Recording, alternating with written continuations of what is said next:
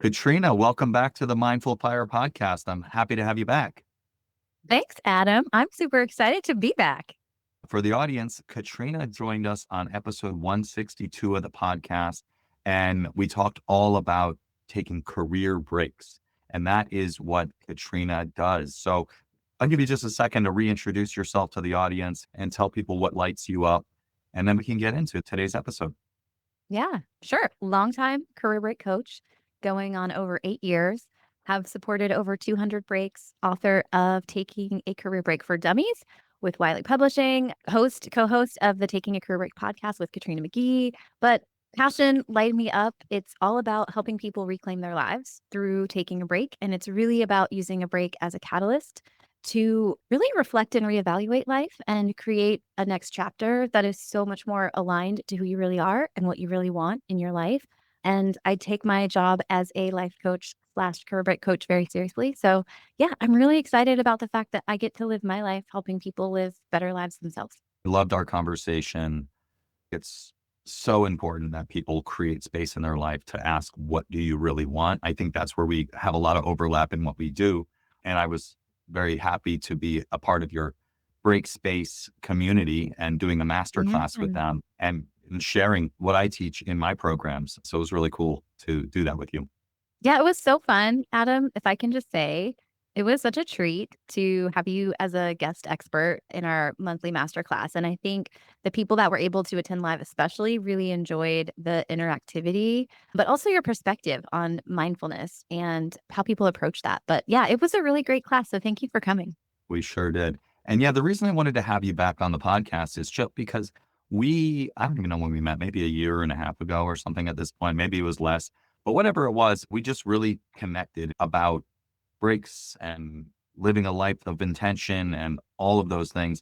And we've caught up a few times since, and just you've had a great perspective for me on in this new chapter of my life and business, keeping my head on straight, so to speak. But you've given me some encouragement and some clarity and all of that. And I really appreciated that. And so wanted to have you back on the podcast and have you check in with me and interview me to some degree Yeah. on what has this first year of early retirement been like. So for context, I'm 14 and a half months out of Google after 14 years working there my whole career. And I am now in this new chapter of quote unquote early slash semi retirement. But it's really all about me living into my vision that I had envisioned for years and years of being an entrepreneur, building a business in my own time, in my own way, and really following my purpose, which is creating opportunity through connection. And another guest on the podcast a long time ago, Marty Adler, she challenged me one time to get more clear on that. And so for me, my purpose really manifests as connecting people with themselves and their biggest vision for their life. And so I've been trying to do that. And it's been, I wouldn't say a roller coaster, because the year before was a roller coaster without a seatbelt. This one it had ups and downs and has really been, it's been a lot of fun. It's been a lot of learning. And hopefully I've learned some things that I can bring into next year. Yeah, it was actually, I loved hearing your story around envisioning that you delivered in the masterclass, like your personal experience with living a really big vision. It was inspiring. So I am really interested to know in this new phase where there's so much freedom and so much possibility. It's like there really aren't many constraints for what you can do and the terms of life that you can play with and make work for you. And I'm really curious to know, like, just even from a bird's eye view, do you feel like right now you're working towards a new clear big vision, like having had this 14, like this year under your belt? Or do you feel like you're still even piecing together what the components of that big vision are? It's a great question. I always say to people that I coach or teams that I work with that the first step is getting clear on what you actually want and developing that clear vision. And especially when I work with people in a group coaching setting, usually people are at or nearing financial independence, helping them figure out what does that next chapter look like. Very similar to what you do, but more so the break is a little longer potentially, and it's early retirement, right? It doesn't necessarily need to be forever, but That's the focus. If you don't have a clear idea of what you want to do afterwards, you are going to set yourself up for failure because you're going to have a lot of time to think. I feel like I had a good sense going in what my vision is, really all about building a business around leading team workshops and helping teams connect with their big vision for the team and aligning personal and professional visions together. And I've done a good bit of that. I've done a handful of workshops this year, some within Google, some at an agency. But also to answer your question more specifically, it's been a year of figuring out how does that vision actually come to life? And I'll speak to a few specific things that I learned about that. I'd say the first one was just how long it takes to decompress, deprogram from corporate life and specifically life at Google, right? I assume I only worked at Google, so I don't know exactly how it is at other companies, but I assume it's fairly fast paced. But Google was another level. It was just constant change, constant, not good enough. I had to really relearn how to work and create from a place of wanting to, not needing Yeah. to, not rushing, not forcing. And I was so accustomed to that. Not just my 14 years at Google, but my whole life being a straight A Yeah. student, all of that, looking for validation from the teachers, the managers, everyone really. And that was exhausting. And so I had fits and starts of this business of being in that real intentional flow state of allowing, really forcing versus allowing is the balance I was navigating. So yeah, that's the first thing that comes to mind. And then just as I mentioned, it was a roller coaster without a seatbelt. The last year at Google was very challenging. I won't go into all the details here. I had a very large betrayal by the company, essentially, and a few people within the company, and just I thought they would have my back, and they just didn't because it turns out they are a corporate machine that is designed and optimized to maximize profit. And that is what it is. It's not good or bad. It's just what it is. And it turns out I'm still releasing that hurt and that Yeah. betrayal. I thought I was over it multiple times. And I just have found, like I mentioned before I started recording, I went to this Front Row Dads conference, which has been a huge, beautiful thing in my life this year, this community of dads and entrepreneurial dads. And a big realization was that I have been carrying so much of this hurt and shame and all these emotions around this situation and other things in my life that are just really heavy. And this year has been the first part of the process, I would say, because it's not done, to start to put some of that stuff down and learn to truly trust myself a lot more. Yeah. That's really meaningful work that will present a very different reality for the rest of your life, right? Being able to put heavy things down that you didn't even realize you were carrying. And actually, I have a tactical question, just like a clarifying question. You'd mentioned like it's taken longer to decompress and unlearn things, and you're still in process. But I'm just curious from like a time perspective, could you estimate like how long into this new life, semi-retirement, did it take for you to feel like at least decompressed? Like you're still like processing the things, but I'm just curious from your experience, do you know in months maybe how long it took you to feel like you had really reached a point of decompression where you're like, "Whoo, okay, like I'm entering a new phase and stage." Yeah. My last day was September 30th, right? I would say a good 6 months. Like Yeah. and like I said, I thought I had gotten there a few times Yeah. and I really wasn't there because I would fall back into this forcing, this Yeah. gotta go. I'm not like my brain kept wanting to tell me I'm not far enough along. Yeah. And we had a conversation about this, I think. And I had to remember that there's no rush. There's no rush. This is the vision. You have what you want. You don't need to make any money doing this. But my brain wanted to tell me I needed to, and I wasn't far enough along. But yeah, I'd say around 6 months, I started realize that and get better at noticing it and coming back to what my intention is, which is to do this in my own time, in my own way.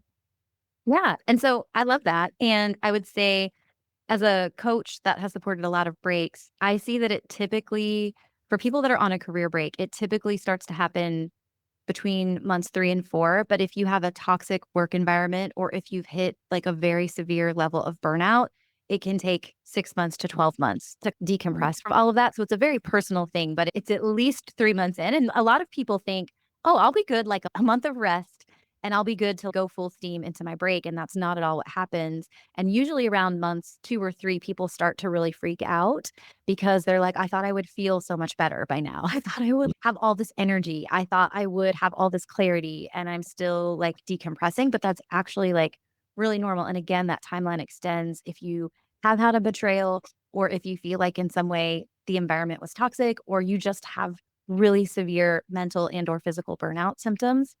So I think that's actually like very normal. And to like contrast, how you approach big vision, which is really inspiring, and what I do for people having a big vision on a break is literally walking into a fog of uncertainty.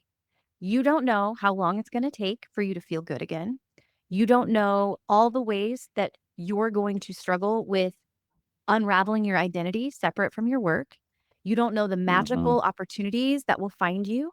You don't know the new interests, passions, and connections you're going to make that will inspire you and influence your path forward. And so I'm really big on having very clear structures to support the break, like clarity on what success is, right? Clarity on what you want to Mhm. focus on. But it's hard to have a big vision when everything feels so uncertain. And I think a break is really uncharted territory, and you need a very long time collecting data and just experiencing things, like letting go of things before the big vision can start to really gel and come together. So I actually think your experience is way more normal than it might feel, but because you have the ability to be retired instead of it being a very time-bound break, there's probably, I imagine, that also contributed to your brain telling you're far behind, because it's not, "Oh, I'm doing this for 12 months. I'm doing this for 18 months." It's totally fine. It's you're creating a whole new chapter of your life, and you have so many options, and work is optional. And so your brain is probably, I can't stay doing nothing forever. What are we doing? Like, we've got to be creating results, and like other people are like launching things. Like, why am I not launching things? I think sometimes the lack of time bound in the kind of hybrid break that you're in might even add an extra layer of complexity for your brain that has really pushed through and maybe even measured your success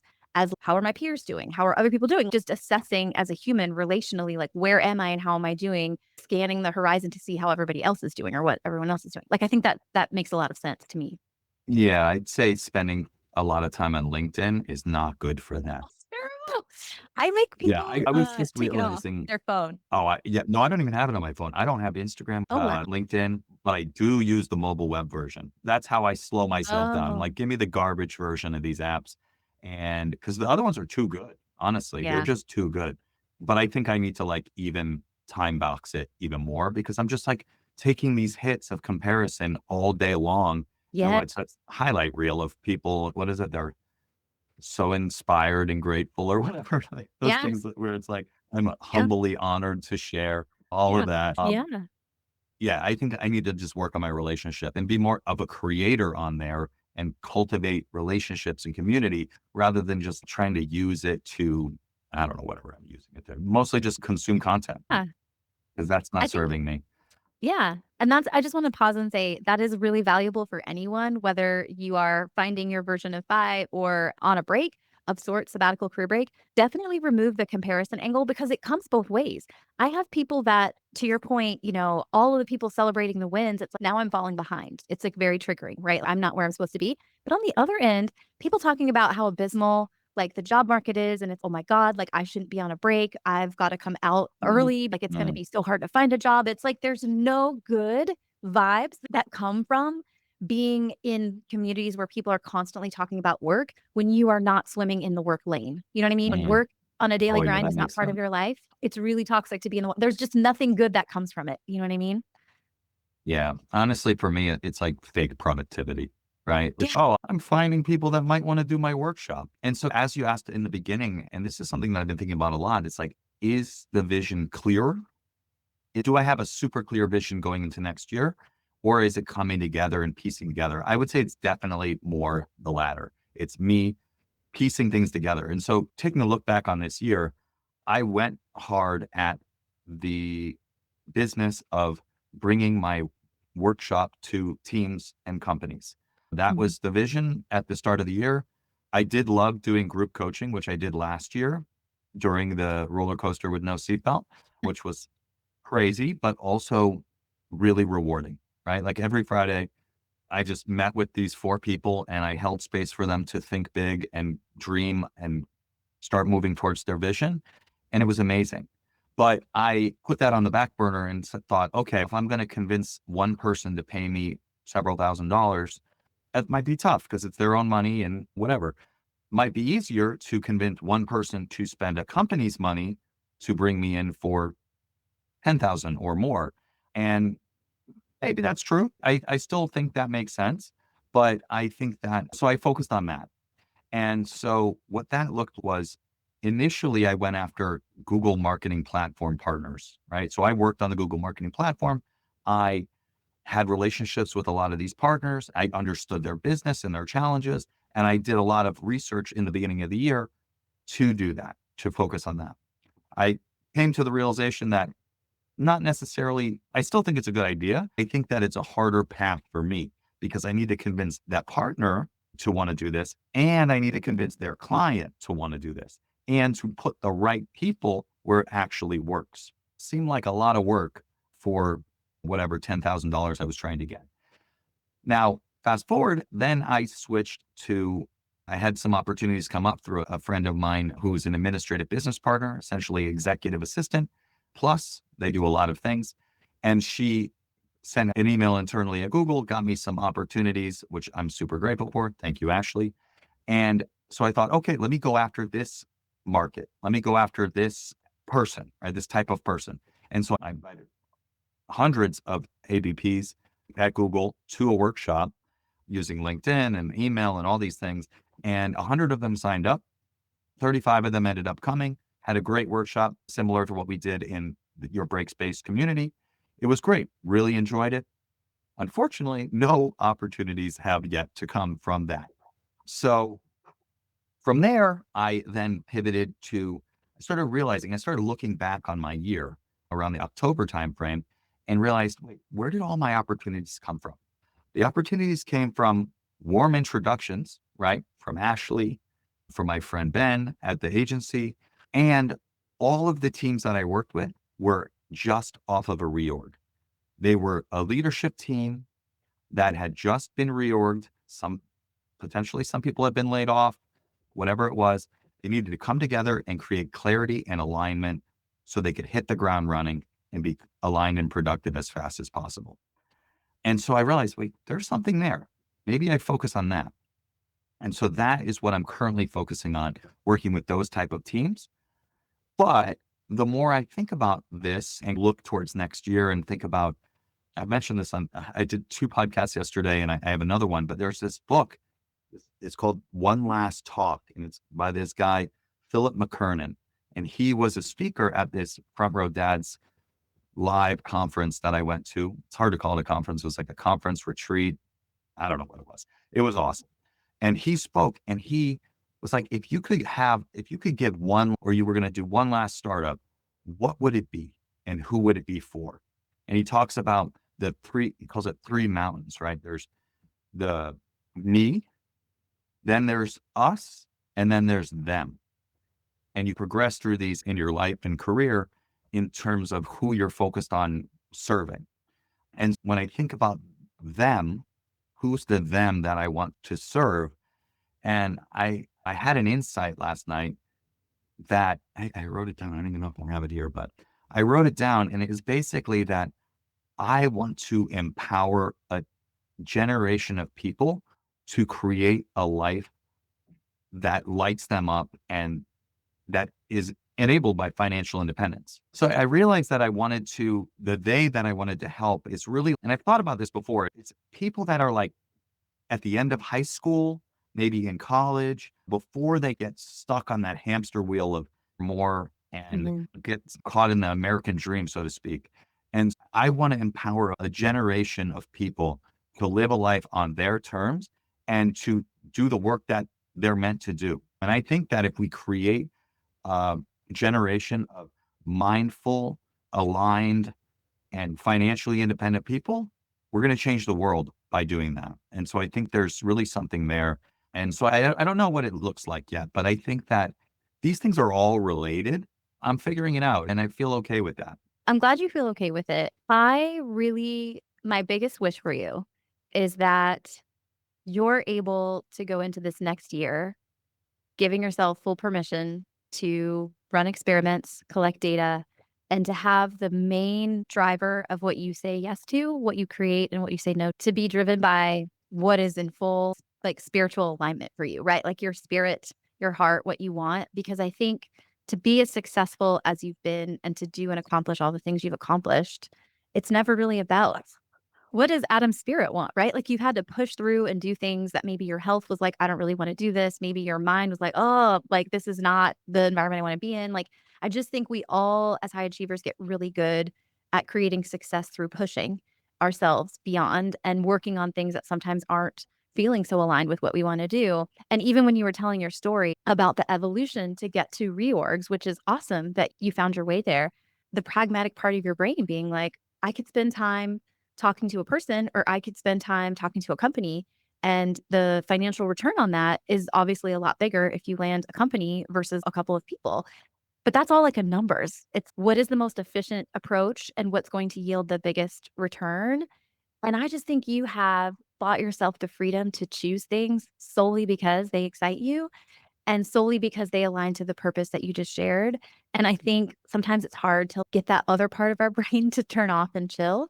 But like my business made no financial sense for a very long time. In 2017, 2018, 2019, at the beginning of the pandemic, when everybody was like, there's going to be a recession. Why would anyone pay you to help you quit their job? Like it made no freaking sense, but it was like a mission for me, right? Like I was like, I know this is crazy, but also I feel like I'm on fire, and the only thing that's Mhm. gonna put this fire out is to free a bunch of people from this cage that they're in, that they don't actually even have to be in anymore. Mhm. And I want that for you because I think having the Mhm. biggest impact on the mission that you have and the purpose that you have uncovered is when you're doing things that sometimes on the surface aren't the most efficient thing, aren't the thing with the highest return, but in the long game, like the universe meeting you halfway and you finding the right people and showing up to do things that light you up. I just think that's how we create the biggest version of our reality. So that's what I wish for you, Adam. Thank you for that. And you are spot on. That is what I was doing. It's been so hard. I've been so money focused my whole life. Like I'm a recovering cheap bastard and with varying degrees of success. It doesn't need to be that way. And it's like all the decisions are from that lens. I just described it before. I'm like, I loved doing this group coaching, but I went this route. I also love the facilitation. Yeah. But it turns out my business and maybe your business is sales and marketing. Like, that is the business. That is what we do. And by we, I Yeah. mean me and you, because there's no other we in my business, for better or for worse right now. But yeah, so you're absolutely right. That's what financial independence meant to me. It meant that I could make decisions from a place of enough and focus on other things. And I have done that, but also not fully because my focus was very much on doing these workshops. Yeah. So it's definitely something for me to think about a little bit more. It's really inspiring. And I just think that the most creative and amazingly impactful things that you're going to create are sometimes going to be things that just logically don't make a lot of sense when the idea comes out, but they're going to feel right. You know what I Mm, mean? And then your mission mm, is going to be to bring them to life and to give yourself permission to experiment and collect data so that you can continually be pivoting in the right direction. But I'm excited to see what comes from this next year and all the insights you've gained. Does it feel like easy to access, like a highlight of the last year, like something that you really have taken away that is really special, whether it's an experience or an insight or something? Like what would be like a highlight or two that you've had from this last year? Certainly some travel that I did. Went to Portugal with my family, with my boys and my wife, but also with my parents and my brother and his husband, and got to see all of my cousins and my Wow. aunt, and all of that. It was just really nice. It was something that we're like, I don't know if we're going to make it happen because it's a lot of work to get there and all of that. And I'm so glad that we did because it was just so much fun. and just so nice to be there. We're in this like resort place that we book a month in advance. And Portugal's a pretty popular place to go these days. Yeah. There were not a lot of options, but we booked this place and I pushed us to do it. My wife was like, it looks a little dingy, a little old, but it turned out to be great. It's just like a Oh, good. simple apartment, but it had 2 bedrooms. It was in a resort. It had a bunch of different pools right near the beach. Perfect, just perfect for what we needed. Cause the whole thing was just like, get up, go to the pool. Like my kids just live for a pool. Like they literally it needs every hotel has to have a pool. Like we stay at Embassy Suites all the time because they always have a pool and they always have I love breakfast. that. So it's funny what we prioritize, but that was amazing. And then I'd say just this past weekend, I went to Front Row Dads Live. And as I mentioned, I was in this community. It's a community of entrepreneurs and fathers who are striving to be the best fathers that they can be and best husbands. And there's these 6 pillars that we have. And I was in this group called a band. It's 6 of us all from various places in the country, different industries and kid ages and everything. And it was just really nice to have that place where I could go and just talk freely and learn from others. And so they were all at this event this weekend. And then we stayed afterwards to have a little retreat of sorts. We just got an Airbnb and hung out basically. Like we didn't really do anything Nice. except for hang out. We did a workout. We went walking around and ate a bunch of good food. The food in Austin is incredible, I gotta say. Some sketchy areas of there, but the food is so good. And so we did that. And just this event was just so inspiring and clarifying for me and just in a position or in a place where I could just say shit I've never said before, like really powerful stuff. And I feel like I started to put things down and just the speakers were amazing. There was another guy that's related to what we've been talking about, this guy, Ryan Levesque, and he's with a Oh, couple. that's the guy? Is that the app Yes, guy? exactly. And he gave a talk and he was talking about in this new chapter with AI, the thing that is going to be most important is real. So I got another book coming out. It's called Return to Real. He's going to be a guest on this podcast soon enough. It's coming out in the spring, I believe, but it's basically all about like, he's got these 3 shifts and he's like, basically things that are real, really real, don't scale. Right. And so it's what you're building with Breakspace and bringing people together. And it was just like, clarifying for me that not only is that what's going to stand out and be valuable in this next chapter, because everything is AI and it's like human connection is going to become at a premium. And social media has driven us apart and AI is probably poised to do that even more. But I think that there's going to be a group of people, probably a pretty sizable group of people that are like, this sucks. Let's get together. Let's be together. And I think that's always been important to me. My whole purpose is creating opportunity through connection, right? I love people. I love connecting with people and talking. And so I think that there's an aspect of my business that I want to bring more of that into. And I've thought about this a few times, but the money focus has kept me from doing it. Also, what we talked about before is how I have very little process minded. I'm not very process minded. And so Yeah. just the logistics of this have kept me from doing it. But I'm talking to someone who has done it. So I'm interested to hear your thoughts. But I want to bring people together into a very simple, lightweight community. I don't want to Mhm. be doing a million things. Probably don't even want to do a masterclass thing like you're doing because I don't want to deal with the logistics. What I want to do is I want to hold space for people, maybe every week, maybe every other week, whatever it looks like, where we come together and we sit and we meditate and then we talk.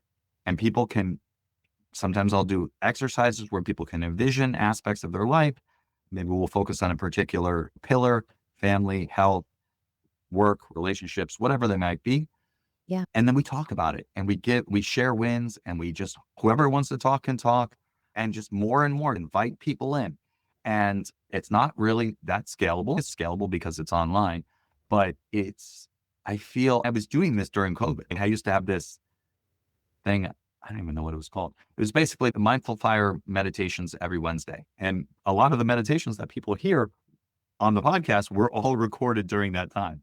And it was awesome. I would have these same people come every week and we would get to know each other and you Yeah. form a connection with these people. And it's just really nice. And I think that back to the money thing, of course, because it always is back to that for me, it seems like. And those people could bring me into their companies. Those people could hire me for group coaching.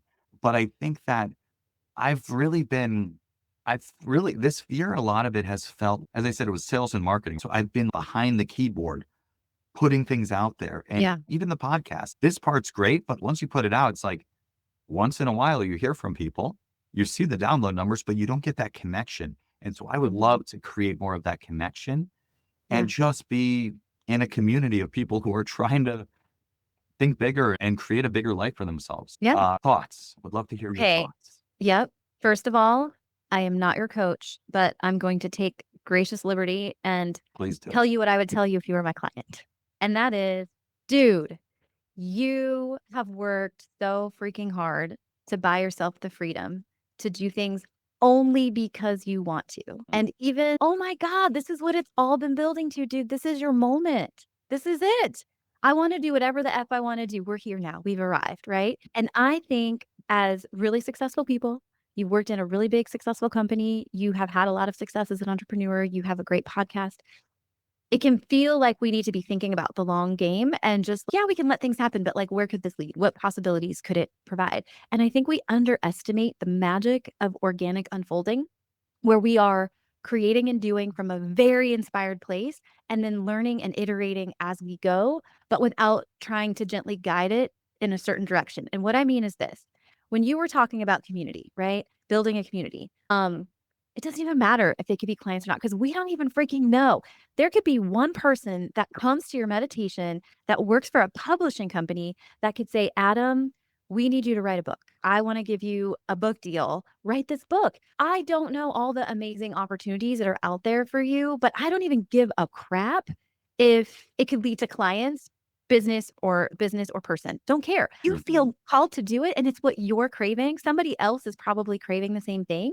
And organic unfolding means you do it in the easiest, most approachable way that aligns to your strengths, right? And avoids the weaknesses. And then you let it grow. And if it starts to work in one way and not another, like maybe you realize you don't like having it every other week, you want to have it once a month. Or maybe you realize this is really great, but a lot of people are in my area and maybe I could do an in-person one, like just organically iterating and learning what works and what doesn't and making like tweaks and changes that feel like alignment and building on that momentum and following the momentum. But what I wanted to say is it can be as simple as I'm just going to run an experiment and do this for a month. I'm going to send out emails to my email list with a Zoom link or a Google Meet link and a time. And it could be that is the community. It's literally email based with we do on Wednesdays at blah, blah, blah. We do this. And it's like you get the link when you're on this email list because I do run a more hands-on community and it's a lot. I feel like I'm working 2 full-time jobs doing the community and doing my own private coaching, but I'm building towards a bigger vision, but I have a partner. So anytime life gets hard or I'm in a thing or I'm sick or there's just too much work to do, I have a whole entire other human that is just as competent and amazing as me that is like sharing this 50-50 with me. And I could not run a community by myself. Like I've told Lyndall many times, if you and I ever decided we were breaking up, I was like, this dream is over for me. I'm not doing a community without you. Like, I will not because it is not fun by myself and it is a lot of freaking work. Lyndall makes it easier and Lyndall makes it more fun. And she also makes me feel less alone. Like having somebody that's on the journey and, like you said, like the roller coaster that's riding in the cart right next to you makes the journey so much less scary. When you have someone else, like even if they're screaming alongside of you, just like knowing there's another person in the seat makes a big difference. So all that to say, if I were in your shoes and I didn't love processes and all the things, I would be like, what is the most basic, like grassroots way I can like test how it feels to create more of this connection that doesn't tax me and also makes it really easy for people to say yes. And so that's just one idea, right? Like I'm not saying you have to do that, but I think you get to make it as easy as you want and you get to do it separate of having any idea of what it becomes. Yeah. Because I think part of the magic is that it could be bigger than your imagination will currently allow. And I don't want you to limit that. Yeah. I love that. And it's funny you mentioned the book because that's another thing that keeps coming up for me, Mm. wanting to write a book. And I always thought it was a possibility, but I never really felt like compelled to do it. But now I'm starting to feel more compelled to do it. And I feel like it's potentially easier than it's ever been. I was thinking about it last night, just make an outline, go for a walk and talk into my phone, and then AI can edit it into something that's my words Mhm. in some sort of format. And then I could work with an editor that actually knows what they're doing. Because as you could probably imagine, my attention to detail for editing, that's not my zone of Yeah. genius. Running Yeah. my mouth is my zone of genius. And I think we always need an outside person to be editing our stuff. There's so many Yeah, things fair I enough. didn't catch in my book, and I was like, I would have never edited my own book. And Yeah. I can edit other people's stuff, but not my own. Like, I just think that's always helpful. True story, Adam, just for your big vision dream, because this is what you did in Break Space is you talked about this really Mm. concrete example of the magic that happened when you had a big vision. I just got off the phone yesterday with somebody that interned with me at General Mills, like 15 years ago almost. She was an intern. I was like a new employee, and she was on my team for the summer. She was an MBA intern, and we haven't talked in years. I did see her during my career break road trip, but that was the last time I saw her.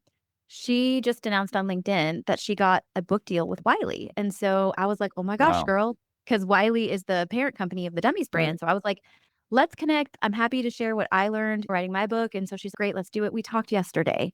She runs a business called AI Powered Moms. And I was asking her, like, how did you land this book deal? Did you do a proposal? Did you whatever? Someone who was on her newsletter reached out to her and said, hey, I think this should be a book. I'm assuming they must have worked for Wiley. And so the process went along. She never had to write a book proposal. Neither did I. I got an email from an Mm. acquisition editor asking me to write the book. So all I'm saying is she just had a newsletter, right? She is growing her business. It's doing great, but she's not a gigantic brand. And it just organically happened that she got the opportunity to write a book. And so my point is like when you're taking inspired action, I think Mhm. the universe surprises and delights you with Mhm. bringing things into your world. And if you're taking inspired action that's not constrained by the ROI or the efficiency or the practicality of it all, I think you'll call in some really amazing things too. And this is just one really concrete example of like people in your world can just be observing what you're doing and then reach out with a freaking book deal. I love it. Yeah, I think you're absolutely right. Yeah. Maybe the forcing feeling I was feeling is because it's uninspired, right? Like anytime I'm on like the golf course talking with, I'm either playing with like college kids or old men or old ladies. And I love it. Either way, it's a lot of fun. Yeah. But every time I'm talking to a young person, I'm like, you know about financial independence? I'm like you could be Yeah. retired in 10 years, right? Yeah. You could be retired in 15 years, right? And that's true no matter what money you make, right? It's just math. And so I love that. And so that I think you're right. That inspired action is critical. And yes, a lot to think about. So we're coming up on time here, but Katrina, thank you so much for doing this. And I would love for you to share how can people connect with you, learn more about Breakspace, your amazing community, and the coaching that you do to help people take a break and live more aligned in the next chapter of their life. Yeah, you can easily connect with me on LinkedIn. Just look up Katrina McGhee. I also have a website, K McGhee Coaching. So just follow me, get into my world. You'll get on my email list or some way interact with me or just send me a message and I can let you know more about the community and all the things. But also, if you're in a space where you're just wanting to know more about me and about breaks, but not ready to fully like dive into a community or hire me as a coach, I also run a podcast called Taking a Career Break with Katrina McGhee. I'm a co host. I have a co host named James who's awesome and runs a very successful travel podcast. But we talk about all things break in really short 15, 20-minute episodes to help people bring them real stories, but also giving them very tactical and practical advice. And we've been getting like amazingly really good positive feedback over the last year since launching. I think we're at episode 50 now. Yeah. So it's a really great podcast. So if you love podcasts, because you're listening to this podcast, obviously you like podcasts, you can check that out as well. Amazing. Yeah, definitely go check that out. I'll put all of those links in the show notes so you can go easily find those things. And yeah, thank you so much, Katrina, for joining me on the podcast again. My pleasure, Adam. Thanks for having me. Awesome. All right, I'll stop recording. Do you guys have guests or just you? Don't, because we do like 15 minutes.